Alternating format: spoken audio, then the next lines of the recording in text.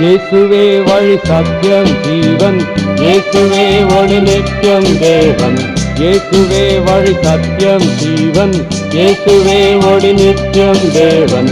இயேசுவே வழி சத்தியம் ஜீவன், இயேசுவே ஒளி நித்தியம் தேவன். இயேசுவே வழி சத்தியம் ஜீவன், இயேசுவே ஒளி நித்தியம் தேவன். இயேசுவே வழி சத்தியம் ஜீவன், இயேசுவே ஒளி நித்தியம் தேவன். ஹல்லேலூயா. தேவனுக்கு மகிமை உண்டாக்குவதாக. செபத்தோடு நாம் இந்த நிகழ்வை ஆரம்பிப்போம், செபிப்போம். பரலோகத்தில் இருக்கிற எங்களுடைய நல்ல பிதாவே, இந்த பூலோகத்தில் ஆண்டவரே உம்முடைய நாமத்தை மகிமைப்படுத்தி உமக்காக சாட்சியாக காணப்படுவதற்காக எங்கள் அனைவருக்கும் நீர் உதவி செய்தீர். அதற்காக நாங்கள் உம்மை ஸ்தோத்திரிக்கிறோம். பிதாவோடு எங்களுடைய ஐக்கியத்தை நீர் தந்து, குமாரனோடு ஐக்கியத்தை ஆண்டவரே நீர் வைத்து எங்களை ஆண்டவரே பரிசுத்த ஆவி மூலமாக வழிநடத்தி வந்திருக்கிறீர். அதற்காக நாங்கள் உம்மை ஸ்தோத்திரிக்கிறோம். இப்பொழுதும் ஆண்டவரே உம்முடைய வார்த்தைகளை பேசுவதற்காக நீர் அடியேனுக்கு உதவி செய்யும்.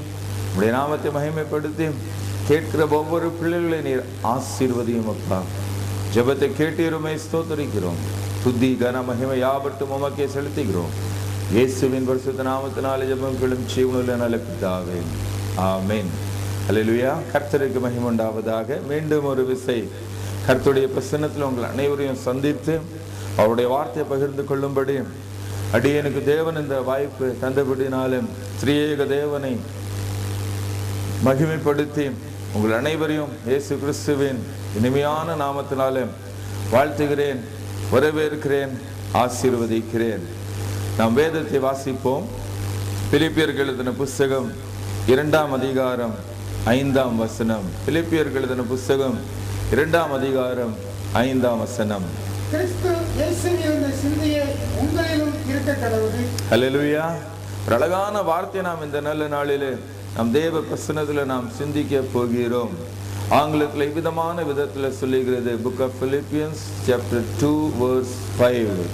Let this mind be in you which was also in Christ Jesus. அருமையான தேவ பிள்ளைகளே, கர்த்தர் நாம் அனைவரையும் சிந்திக்கும்படி படைத்திருக்கிறார். அவருடைய படைப்பை நாம் விசேஷமான விதத்தில் தியானிக்கும் போது நாம் ஒவ்வொரு காரியங்களும் சிந்தித்து செயல்படுகிற மனிதர்களாக நாம் படைக்கப்பட்டிருக்கிறோம். அல்லேலூயா. ஏனென்றால் ஒவ்வொரு காரியத்தை நாம் சிந்திக்காமல் செய்தால் அது சரியாக வராது என்று நாம் அறிந்திருக்கிறோம். இந்த நல்ல நாளிலும் நாம் தேவ பிரசன்னத்தில் எப்படியாக காணப்பட வேண்டும் என்ற கருத்தை நாம் சிந்திக்க போகிறோம். வாழ்க்கையில நாம் வெற்றிக்காக சிந்திக்கிறவர்களாக காணப்படுகிறோம். வாழ்க்கையில நாம் முன்னேறி வருவதற்காக சிந்திக்கிறவர்களாக காணப்படுகிறோம். ஒவ்வொரு காரியத்தில் நாம் சரியாக காணப்பட வேண்டும் என்று நாம் சிந்திக்கிறவர்களாக காணப்படுகிறோம். எனவே நாம் கிறிஸ்து இயேசுவுக்குள் காணப்பட்ட சிந்தனை நமக்குள் காணப்படும் போது உண்மையாகவே நம்மளுடைய வாழ்க்கையில நாம் எல்லா விதத்திலும் கர்த்தருடைய பிரசன்னத்துல பெற்றுக்கொள்ளுகிற தேவ பிள்ளைகளாக காணப்படுகிறோம். வேதம் சொல்லுகிறது, கிறிஸ்து இயேசுவுடைய சிந்தனை நமக்குள் காணப்பட வேண்டும். இந்த நல்ல நாளில அநேக காரியங்களை நாம் சிந்திக்கிறவர்களாக காணப்படுகிறோம். ஆனா தேவ சிந்தனை நம்மளுடைய வாழ்க்கையில நாம் பல நேரங்களில் ஒன்று இழந்து விடுகிறோம், அல்லாவிட்டால் நாம் மறந்து விடுகிறோம். அதனால தான் பவுல் பிலிப்பியருக்கு எழுதும் போது அவர் சொல்லுகிறார், கிறிஸ்து இயேசுவுக்குள் காணப்பட்ட சிந்தனை உங்களுக்குள் காணப்பட வேண்டும். இயேசுவுடைய சிந்தனையை நாம் நினைத்து பார்க்கும் போது வேதம் ரொம்ப தெளிவாக அழகாக நேர்த்தியாக சொல்லுகிறது. அவர் எப்படிப்பட்ட சிந்தனையில அவர் காணப்பட்டார். இந்த நாள் முதல் நாம் இதே வார்த்தையை வைத்து ஒரு தொடர்பு செய்தியாக ஒவ்வொரு நேரமும் நாம் தேவ பிரசன்னத்தில் சிந்திப்போம். இயேசுவுடைய சிந்தனையை நாம் விசேஷமாக நாம் பார்க்கும்போது மத்தேயு எழுதின சுவிசேஷம் 4ஆம் அதிகாரம் 17ஆம் வசனத்துல நாம் தெளிவாக பார்க்கிறோம், கிறிஸ்து இயேசுவுடைய சிந்தனை எப்படியாக காணப்பட்டது. மத்தேயு எழுதின சுவிசேஷம் 4ஆம் அதிகாரம் 17ஆம் வசனம். அது முதல் இயேசு மனம் திரும்புங்கள், பரலோக ராஜ்யம் சமீபித்திருக்கிறது என்று பிரசங்கிக்க தொடங்கினார். ஹல்லேலூயா. இயேசுவுடைய முதல் பிரசங்கத்தை நாம் தேவ பிரசன்னத்துல சிந்திக்கும் போது, அவருடைய வசனத்துல நாம் தியானிக்கும் போது, அவர் தேவனுடைய ராஜ்யத்தை சிந்திக்கிறவராக காணப்பட்டார். ஹல்லேலூயா.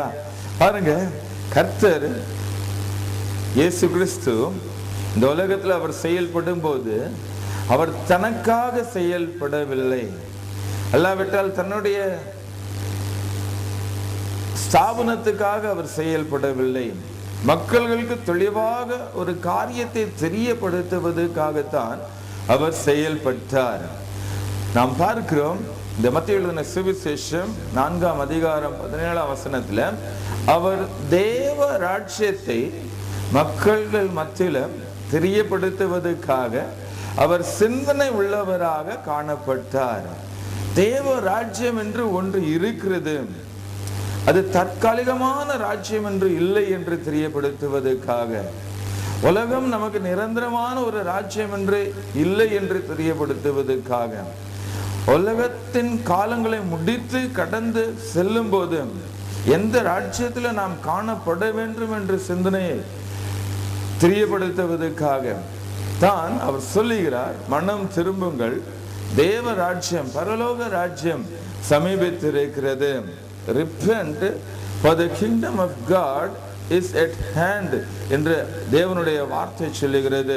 Repent, for the kingdom of heaven is at hand.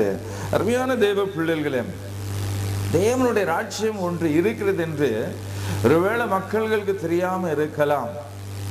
காரணம், பல நேரங்களில் உலகத்துல காணப்படுகிற அந்த மோகம், மாய, உலகத்துல காணப்படுகிற அனைத்து நிகழ்வுகளை பார்க்கும்போது தேவ ராஜ்யத்தை நாம் மறந்து போகிறவர்களாக காணப்படலாம். ஆனா அந்த தேவ ராஜ்யத்தை நாம் பெற்றுக்கொள்வதற்காக ஒரு நல்ல ஆலோசனை இயேசு கிறிஸ்து இந்த இடத்துல அவர் தெரியப்படுத்துகிறார். பாருங்க, 40 நாட்கள் வனாந்திரத்துல தம்மை தாமே முழுமையாக அர்ப்பணித்து சுவிசேஷத்துக்காக ஆயத்தப்படுத்தி, சுவிசேஷத்துக்காக முதல் முறையாக அவர் வாயை திறந்து பேசும்போது, மக்களுக்காக பேசும்போது அவர் சொன்ன ஒரு காரியம், நாமும் நீங்களும் தேவனுடைய ராஜ்யத்தை பெற்றுக் கொள்வதற்காக நாம் என்ன செய்ய வேண்டும்? மனம் திரும்ப வேண்டும். மனம் திரும்ப வேண்டும். பல நேரங்களில் நமக்கு பிடிக்காத ஒரு செய்தினா இந்த செய்தி தான். மனம் திரும்புதலுடைய செய்தி நமக்கு பல நேரங்களில் பிடிக்காத ஒரு செய்தியாக காணப்படலாம். ஆனா பல நேரங்களில் நாம் சிந்திக்க வேண்டும், ஏன் ஆண்டவர் மனம் திரும்ப வேண்டும் என்று ஆண்டவர் சொன்னார் என்று நாம் சிந்திக்க வேண்டும். ஏனென்றால் உலகத்தில் இருக்கும்போது நாம் உலகத்துக்குரிய காரியத்தை நாம் சிந்தித்து உலகத்திலே நாம் அடைந்து போகிறவர்களாக நாம் காணப்படுகிறோம். ஆனால் அதற்கு பிறகு நமக்கு ஒரு எதிர்காலம் உண்டு. சதா காலமும் நித்திய காலமும் வாழ்வடைவதற்காக ஒரு காலம் உண்டு. அந்த காலத்தை தான் நாம் தேவனுடைய ராஜ்யம் என்று பார்க்கிறோம். எனவே இயேசு சொல்லுகிறார், நீங்களோ இந்த உலகத்தில் இருந்து உலகத்தின் காரியங்களுக்காக செயல்படாம தேவனுடைய ராஜ்யத்தின் செயல்பாடுகளுக்காக உங்களுடைய சிந்தனையை நீங்கள் என்ன செய்ய வேண்டும்? திருப்ப வேண்டும். தேவ ராஜ்யத்தை வைத்து நீங்கள் சிந்திக்க வேண்டும். பரலோக ராஜ்யம் என்று ஒன்று இருக்கிறது. அந்த ராஜ்யத்திலிருந்து எனக்காக கர்த்தர் முழுமையாக செயல்படுகிறவராக இருக்கின்றார். எனவே பரலோக ராஜ்யம் எனக்கு சொந்தம் என்று நாம் சிந்திக்கும் போது இந்த உலகத்துக்குரிய காரியங்களில் நாம் அதிகமாக ஈடுபடாம எப்படியாக உலகம் நடந்து கொண்டே இருக்கிறதோ அப்படியாகவே நாம் அதை பின்தொடராம நாம் காணப்படுவோம். மனம் திரும்ப வேண்டும். ராஜ்யத்தின் செயல்பாடுகளுக்காக நாம் நாள்தோறும் சிந்திக்கிறவர்களாக நாம் காணப்பட வேண்டும். நாம் அநேக காரியங்களை சிந்திக்கிறவர்களாக இருக்கிறோம். நம்மளுடைய பண வசதிகள் பெருக வைக்கிறதுக்காக நாம் சிந்திக்கிறவர்களாக காணப்படுகிறோம். வியாபாரத்தில் முன்னேறி வருவதற்காக, படித்தத்தில் முன்னேறி வருவதற்காக, தனிப்பட்ட வாழ்க்கையில முன்னேறி வருவதற்காக, குடும்ப வாழ்க்கையில முன்னேறி வருவதற்காக நாம் சிந்திக்கிறவர்களாக நாம் காணப்படுகிறோம். ஆனா என்னைக்கு நாம் தேவனுடைய ராஜ்யத்தை சிந்திக்கிறவர்களாக நாம் காணப்படுகிறோமோ அந்த நாள் முதல் நம்மளுடைய மனதில் ஒரு மாற்றம் கடந்து வரும். அந்த மாற்றம் என்ன என்றால் நாம் தேவனுடைய ராஜ்யத்துக்குரிய காரியங்களை சிந்திக்கிறவர்களாக உள்ளவர்களாக காணப்படுவோம். தேவனுடைய ராஜ்யம் எனக்காக பரிசுத்தத்தை வெளிப்படுத்துகிறது. தேவனுடைய ராஜ்யம் எனக்காக நீதியின் காரியத்தை வெளிப்படுத்துகிறது. தேவனுடைய ராஜ்யம் எனக்காக தெளிவான காரியத்தை தெரியப்படுத்துகிறது. எனவே நாம் மனம் திரும்பி கர்த்தருடைய பிரசன்னத்தில் நாம் தேவ ராஜ்யத்தை சிந்திக்கிறவர்களாக நாம் காணப்படும் போது கிறிஸ்துவ போல, இயேசு கிறிஸ்துவை போல நாம் சிந்திக்கிறவர்களாக நாம் காணப்படுகிறோம். நம்மளுடைய மனம் நாம் தேவனுடைய ராஜ்யத்து பக்கம் திருப்பும் போது வேதம் சொல்லுகிறது, இயேசு தன்னுடைய சீடர்களுக்கு அழகாக ஜெபத்தை அவர் கற்றுக் கொடுத்தார். மத்திய எழுதின சுவிசேஷம் 6ஆம் அதிகாரம் 10ஆம் வசனத்தை நாம் வாசிக்கும் போது பாருங்க, நாம் மனம் திரும்பும் போது எப்படியாக நாம் ஜெபிக்க வேண்டும் என்ற அழகான கருத்தை நாம் இந்த இடத்துல பார்க்கிறோம். மத்திய எழுதின சுவிசேஷம் 6ஆம் அதிகாரம் 10ஆம் வசனம், உங்களுடைய ராஜ்யம் வருவதாக, உங்களுடைய சித்தம் பரமண்டலத்திலே செய்யப்படுகிறது போல பூமியிலையும் செய்யப்படுவதாக. அல்லேலூயா. நாம் தேவனுடைய ராஜ்யத்தை சிந்திக்கிறவர்களாக நாம் காணப்படும் போது, நம்மளுடைய மனதை முழுமையாக தேவனுடைய ராஜ்யத்தை பக்கம் நாம் திருப்பி வைக்கும் போது, தேவனுடைய ராஜ்யத்தின் செயல்பாடுகளுக்காக நாம் முழுமையாக வாஞ்சி உள்ளாக காணப்படும் போது, இயேசு கிறிஸ்து நமக்காக தெரியப்படுத்தின ஒரு அழகான ஜெபத்தை நாம் இந்த இடத்துல பார்க்கிறோம். லெட் தை கிங்டம் கம். வேதம் தெளிவாக சொல்லுகிறது, யுவர் கிங்டம் கம். ஆண்டவரே, உங்களுடைய ராஜ்யம் வருவதாக. ஹிந்தி மொழியில் எழுதியிருக்கிறது, தேரா ராஜ்ய ஆவே. அருமையான தேவ பிள்ளைகளே, இப்பொழுது நமக்கு என்ன தேவை பாருங்க, வாழ்க்கையில முன்னேறி வருவதற்காக தேவனுடைய ராஜ்யத்தின் செயல்பாடுகள் நமக்கு தேவை. நாம் தெளிவாக தேவ பிரசன்னத்தில் காணப்படுவதற்காக நமக்கு தேவனுடைய ராஜ்யத்தின் செயல்பாடுகள் தேவை. அதனால தான் இயேசு கிறிஸ்து தன்னுடைய சீடர்களுக்கு கற்றுக் கொடுத்தார், நீங்களும் ஜெபம் செய்யும் போது எப்படியாக நீங்கள் ஜெபிக்க வேண்டும். பரமண்டலத்தில் இருக்கிற எங்களுடைய பிதாவே, அவர் ஃபாதர் இன் ஹெவன். தேவனுடைய ராஜ்யத்துல, பரலோக ராஜ்யத்துல ஒரு தந்தை நமக்காக செயல்படுகிறார். தேவனுடைய ராஜ்யத்துல நமக்காக முழுமையாக செயல்படுவதற்கு ஒரு பொறுப்புள்ளவராக ஒருவர் இருக்கின்றார். அதான் அவர் சொல்லுகிறார், அவர் ஃபாதர் இன் ஹெவன். பரலோகத்தில் இருக்கிற எங்களுடைய நல்ல பிதாவே. இந்த நல்ல நாளிலே நாமும் ஆண்டவருடைய பிரசன்னத்தில் கிறிஸ்து இயேசுடைய சிந்தனையில நாம் காணப்படும் போது நாம் தெளிவாக ஏறெடுக்கக்கூடிய ஜெபம், உம்முடைய ராஜ்யம் வருவதாக. பாருங்க, ஒரு ராஜ்யம் நமக்கு காணப்படும் போது அதுல அனைத்து விதமான செயல்பாடுகள் நமக்கு தெளிவாக தெரிய வருகிறது. ராஜ்யத்தில் ஒரு ராஜா இருப்பாரு, அவர் தன்னுடைய பிள்ளைகளுக்கு, தன்னுடைய சாம்ராஜ்யத்தில் இருக்கிற பிள்ளைகளுக்கு நன்மை தான் செய்ய வேண்டும் என்று அவர் நினைத்து அவர் செயல்படுகிறவராக இருக்கின்றார்.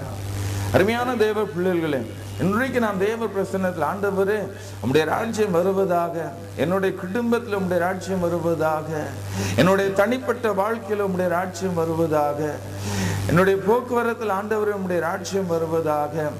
ஆண்டவரே, உம்முடைய ராஜ்யத்துக்காக நான் ஜெபித்து கொண்டு இருக்கிறேன். ஏனென்றால் இப்பொழுது நான் மனம் திரும்பி நான் முன்பதாக எப்படி சிந்தித்தேனோ அப்படி நான் சிந்திக்காம உம்முடைய ராஜ்யத்தின் சிந்தனைக்குள் நான் காணப்படுகிறேன். ஏனென்றால் உம்முடைய ராஜ்யத்துல எனக்கு தெளிவான செயல்பாடுகள் இருக்கின்றது. உம்முடைய ராஜ்யத்துல எனக்கு நீர் அனுகூலமாக செயல்படுகிறவராக நீர் இருக்கின்றீர். உம்முடைய ராஜ்யத்தில் நீர் எனக்கு நன்மையை தான் வைத்திருக்கிறீர். அதனால தான் இயேசு சொல்லி இருக்கிறார், நீங்களோ ஜெபம் செய்யும் போது இப்படியாக நீங்கள் ஜெபிக்க வேண்டும், உம்முடைய ராஜ்யம் வருவதாக. காரணம், எதற்காக உம்முடைய ராஜ்யம் வருவதாக என்று நாம் ஜெபிக்க வேண்டும். இதய மத்திய எழுதின சுவிசேஷம் 6ஆம் அதிகாரம் 10ஆம் வசனத்தை நாம் மீண்டும் ஒரு விசை வாசிப்போம். உம்முடைய ராஜ்யம் வருவதாக, உம்முடைய சித்தம் பரமண்டலத்திலே செய்யப்படுகிறது போல பூமியிலையும் செய்யப்படுவதாக. உம்முடைய ராஜ்யம் எதற்காக வருவதாக? பரமண்டலத்துல காணப்படுகிற செயல்பாடுகள் பூமியில ஆண்டவரே காணப்படுவதாக. இதுதான் என்னுடைய விண்ணப்பம். ஏனென்றால் மனிதர்கள் மாறிவிடுவார்கள், மனிதருடைய செயல்பாடுகள் மாறிவிடும். அதைத்தான் நாம் இம்மட்டும் அனுபவித்து வந்திருக்கிறோம். ஆனால் நாம் தேவனுடைய ராஜ்யத்துக்காக விண்ணப்பத்தை ஏறெடுக்கும் போது நாம் என்ன அறிகிறோம்? Your will be done on earth as it is in heaven. ஆண்டவரே, பரலோக ராஜ்யத்தில் மெய்யான செயல்பாடுகள் இருக்கின்றது. அந்த மெய்யான செயல்பாடுகள் இந்த பூமியில காணப்பட வேண்டும். ஏனென்றால் பூமியில மாயமான செயல்பாடுகள் அதிகமாக காணப்படுகிறது. ஒரு சிலர்கள் உங்களை காட்டி கொடுக்கிறவர்களாக காணப்படுவார்கள். ஒரு சிலர்கள் உங்களுக்கு விரோதமாக பேசுகிறவர்களாக காணப்படுவார்கள். நமக்கு முன்பாக நம்ம பற்றி நன்றாக பேசுவார்கள். திருமண பிறகு நமக்கு விரோதமாக பேசிக்கொண்டே இருப்பார்கள். இது பூமியுடைய செயல்பாடுகள். நாம் இதன் மத்தியில் நாம் வாழ்ந்து வளர்ந்து வருகிறோம். பல நேரங்களில் நாம் வேதனை அடைகிறோம், துக்கம் அடைகிறோம். பலர்கள் ஒருவேளை நமக்கு சொல்லுவாங்க, நாங்கள் உங்களுக்கு உதவி செய்வோம். ஆனா அதற்கு பிறகு மறுத்து விடுவார்கள். குறிப்பிட்ட நேரம் வரும்போது அவங்க இந்த இடத்துல பேசுற இடத்துல இருக்கவே மாட்டாங்க. பல நேரங்களில் நாம் ஏமாற்றத்தை சந்தித்து வந்திருக்கிறோம். எனவே ஆண்டவரே உம்முடைய ராஜ்யம் வருவதாக என்று நாம் செபிக்கும் போது அவருடைய ராஜ்யம் தெளிவாக நமக்கு செயல்படக்கூடிய ராஜ்யமாக இருக்கின்றது. உம்முடைய சித்தம் எப்படியாக நீர் அப்பா உம்முடைய ராஜ்யத்தில் நீர் வைத்திருக்கிறீரோ அதே சித்தத்தை ஆண்டவரே அப்பா இந்த பூலோகத்துல நீர் தெளிவாக செய்வீராக. இயேசு கிறிஸ்து பரலோக ராஜ்யத்தின் சிந்தனையோடு காணப்பட்டபடினால அவர் தெளிவாக நமக்கு தெரியப்படுத்தின ஒரு அழகான காரியம், நீங்களும் மனம் திரும்ப வேண்டும், பரலோக ராஜ்யம் அடைய வேண்டும், பரலோக ராஜ்யத்தின் சந்ததியாக நீங்கள் மாற வேண்டும். பரலோக ராஜ்யத்தின் சந்ததியாக மாறும்போது நீங்களும் இப்படியாக ஜெபிக்க வேண்டும்.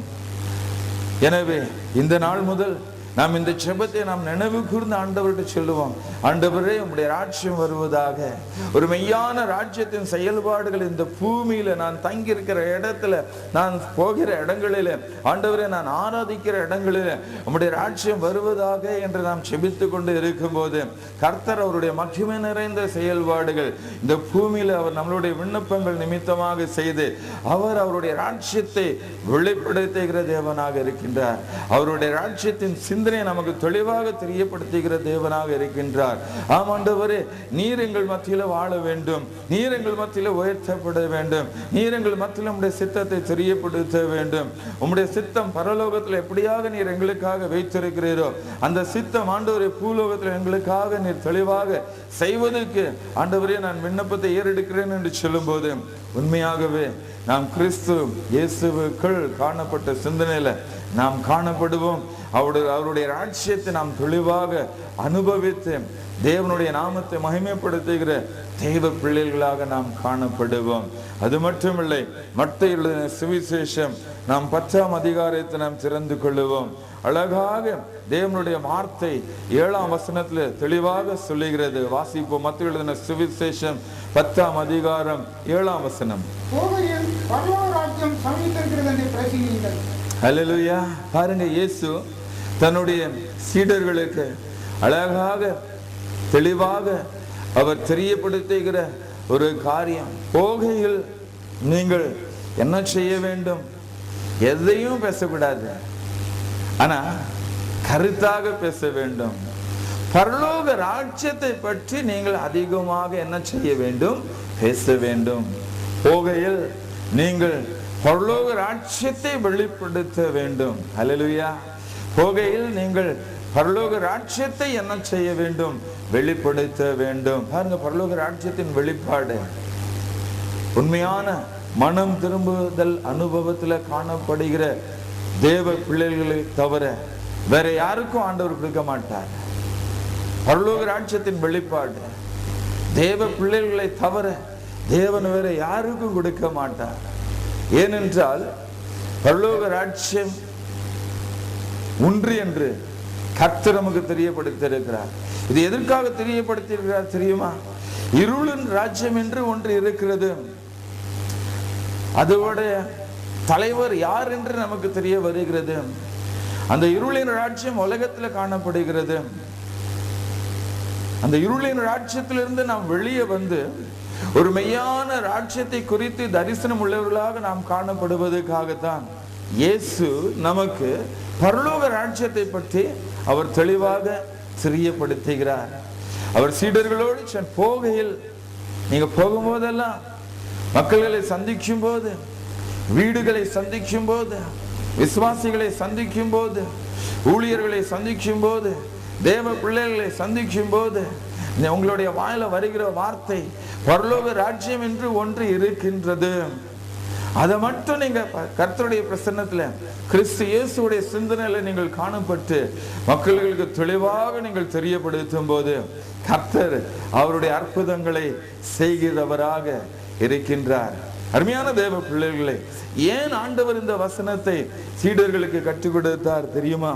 ஏனென்றால் பல நேரங்களில் ஊழியத்தின் பாதையில நான் அனுபவித்திருக்கிறேன்.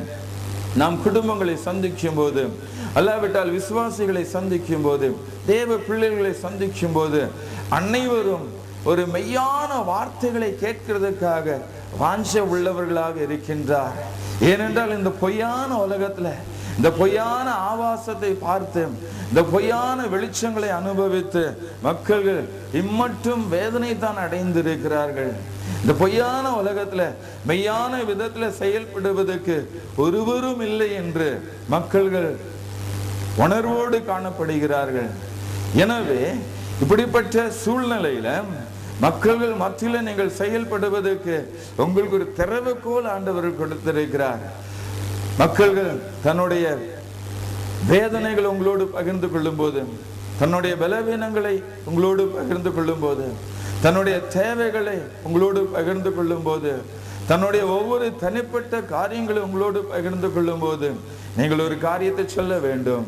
பரலோக ராஜ்யம் என்று ஒன்று இருக்கிறது. அங்கிருந்து கர்த்தர் நமக்காக தெளிவாக செயல்படுகிற தேவனாக இருக்கின்றார்.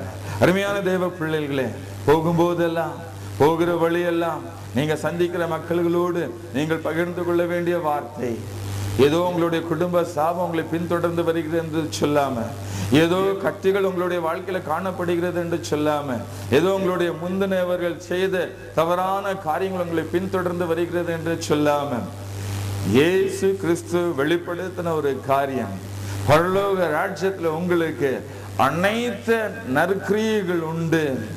அனைத்து விதத்துல தேவன் நமக்கு நன்மை செய்கிறவராக இருக்கின்றார். கல்வாரில் சிந்தப்பட்ட இரத்தத்தின் செயல்பாடுகள் நம்மளுடைய வாழ்க்கையில செயல்படுவதற்காக அடிக்கப்பட்ட ஆட்டுக்குட்டியாக பிதாவுடைய வலது பக்கத்துல எனக்காகவும் உங்களுக்காகவும் பகிர்ந்து பேசுகிறவர் ஒருவர் இருக்கின்றார். எனவே வானத்து பக்கம் பார்க்க வேண்டும். நமக்கு ஒத்தாசை வருகிற தேவனுடைய ராஜ்யத்து பக்கம் நாம் பார்க்க வேண்டும். அந்த ராஜ்யத்தின் சுவிசேஷம் நமக்கு தெளிவாக செயல்படுகிற சுவிசேஷமாக இருக்கிறது என்று நாம் மக்களுக்கு தெரியப்படுத்தும் போது அப்பொழுது எல்லாரும் ஆண்டவரை கூப்பிட தொடங்கி விடுவார்கள். பரலோகத்தில் இருக்கிற எங்களுடைய நல்ல பிதாவே, என்னை நீர் கண்ணோக்கி பாரும். பரலோகத்தில் இருக்கிற எங்களுடைய நல்ல பிதாவே, எங்களுக்கு நீர் உதவி செய்தருளும். பரலோகத்தில் இருக்கிற எங்களுடைய நல்ல பிதாவே, என்னை நீர் முழுமையாக மாற்றியருளும். பரலோகத்தில் இருக்கிற எங்களுடைய நல்ல பிதாவே, எங்களுக்காக நீர் செயல்படுத்தருளும். அவங்க கூப்பிடும் போது அவருடைய ராஜ்யத்திலிருந்து அவங்களுக்காக நமக்காக கர்த்தர் அனுகூலமாக அவர் செயல்படுகிற ஒரு தேவனாக இருக்கின்றார். அருமையான தேவ பிள்ளைகளே, இந்த பரலோக ராஜ்யம் தாற்காலிகமான ராஜ்யம் கிடையாது, ஒரு நிரந்தரமான ராஜ்யம். நம்மளை வாழ வைக்கிற ஒரு ராஜ்யம், நித்திய காலத்துக்கு நம்மளை வழிநடத்தக்கூடிய ஒரு ராஜ்யம். இந்த பூலோகத்திலும் நம்மளை தப்புவித்து தீமையிலிருந்து ரட்சித்து வழி நடத்தக்கூடிய ஒரு ராஜ்யம், நமக்கு நல்ல நண்பராக செயல்படக்கூடிய ஒரு ராஜ்யம். எனவே போகும்போதெல்லாம் போகிற வழியெல்லாம் நாமும் நீங்களும் தெளிவாக தெரியப்படுத்துகிற ஒரு காரியம், கவலைப்படாதிரும். பரலோக ராஜ்யம் நமக்காக அனுகூலமாக செயல்படக்கூடிய ஒரு ராஜ்யமாக இருக்கிறது. அதைத்தான் நாம் முதலாக பார்த்தோம், மனம் திரும்ப வேண்டும். இந்த பரலோக ராஜ்யத்துக்கு நாம் முழுமையாக செயல்படுவதற்கு நம்மளுடைய வாழ்க்கையில காணப்படுகிற தீட்டு, அசுத்தம், தவறான காரியங்கள், துன்மார்க்கமான செயல்பாடுகள், மீறுதல்கள், அக்கிரமங்கள் மன்னிக்கப்படுவதற்காக நம் ஆண்டவரோடு சொல்லுவோமா? ஆண்டவருடைய ராஜ்யத்தின் சந்ததியாக காணப்படுவதற்காக என்னை நீர் முழுமையாக நீர் பரிசுத்தப்படுத்தி உம்முடைய மகளாக உம்முடைய மகனாக நீர் அடியனை நீர் ஏற்றுக்கொள்ளும்.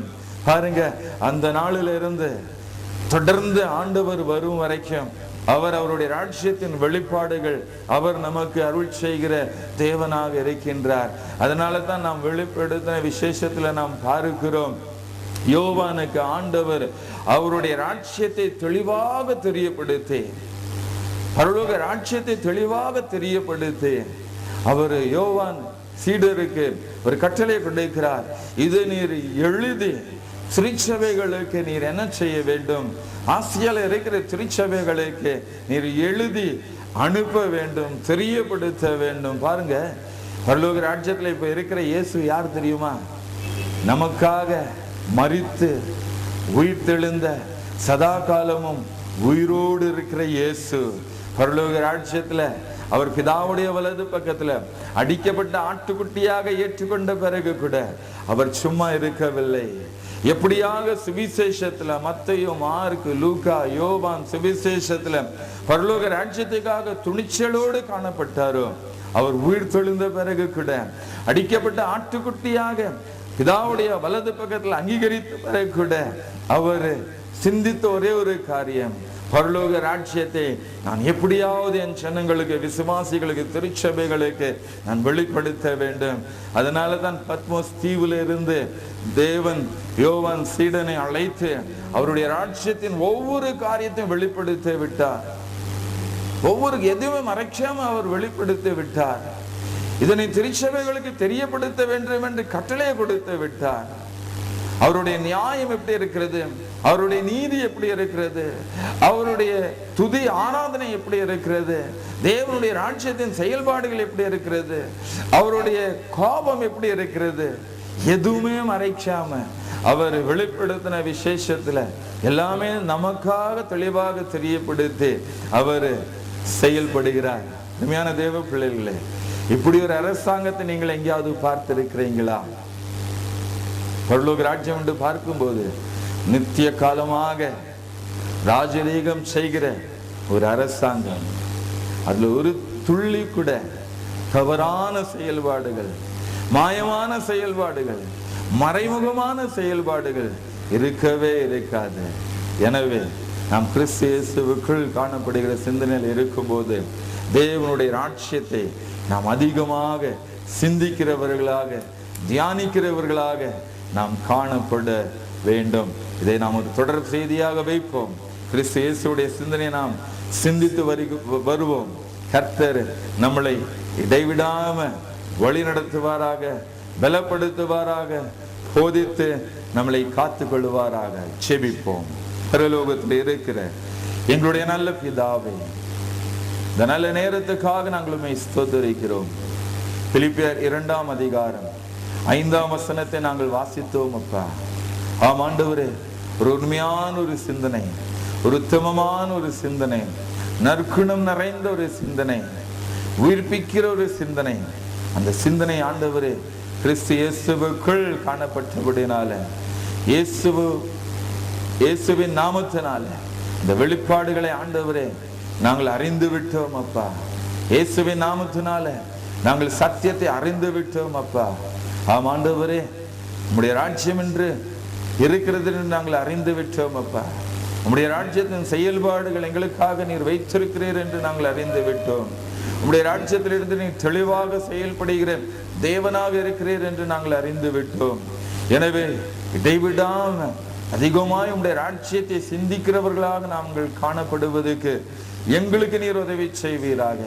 ஆம் ஆண்டவரை, கேட்ட சத்தியத்தை ஆண்டவரே நாள்தோறும் தியானிக்கும்படி பரிசுத்த ஆவியானவர் எங்களுக்கு உதவி செய்யும்படி நாங்கள் ஜெபிக்கிறோம் அப்பா. நீர் உம்முடைய நாமத்தை மகிமைப்படுத்துவீராக.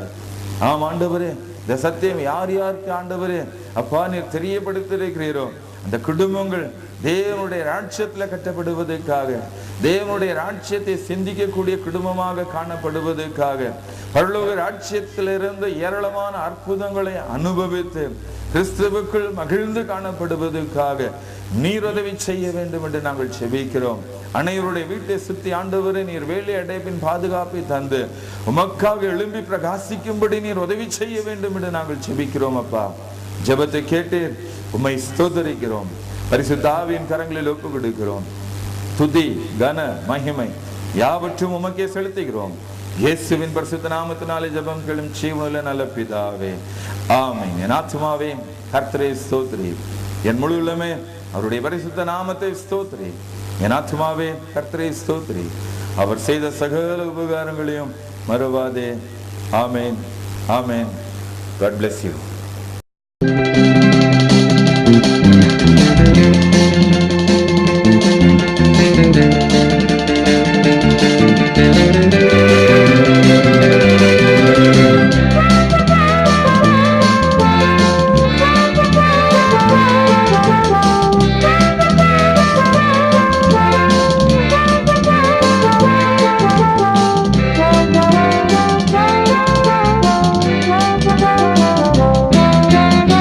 இயேசுவே வழி சத்தியம் ஜீவன் இயேசுவே ஒளி நித்தியம் தேவன் இயேசுவே வழி சத்தியம் ஜீவன் இயேசுவே ஒளி நித்தியம் தேவன் இயேசுவே வழி சத்தியம் ஜீவன் இயேசுவே ஒளி நித்தியம் தேவன் இயேசுவே வழி சத்தியம் ஜீவன் இயேசுவே ஒளி நித்தியம் தேவன் இயேசுவே வழி சத்தியம் ஜீவன் இயேசுவே ஒளி நித்தியம் தேவன்.